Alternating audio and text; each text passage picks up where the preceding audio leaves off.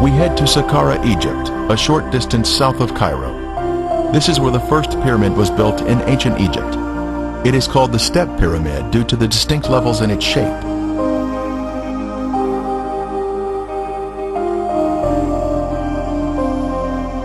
We can see where a smooth veneer layer of limestone had once been applied over the brick, creating a smooth surface, but most of it has since been removed.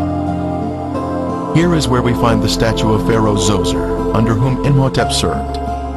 It was on the base of this statue of Djoser that Imhotep was mentioned as a man, not as a god. He was first after the king, with his cartouche shown here.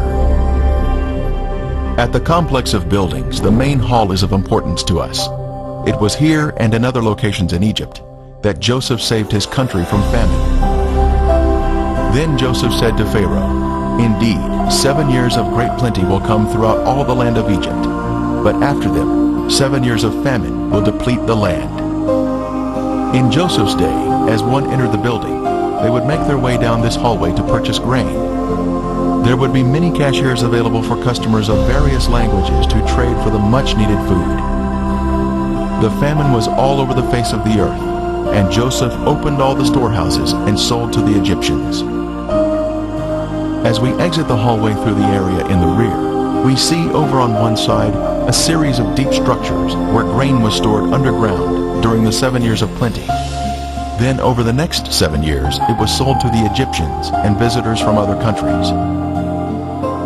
A system of vertical underground silos created a cooler environment for the grain to be stored. This was the design of the genius, Joseph. When grain was removed from storage, the oldest grain was carried up by way of this long descending stairway. The grain silos were interconnected via tunnels, which allowed the grain to flow down to a central exit point, located at the bottom of this stairway.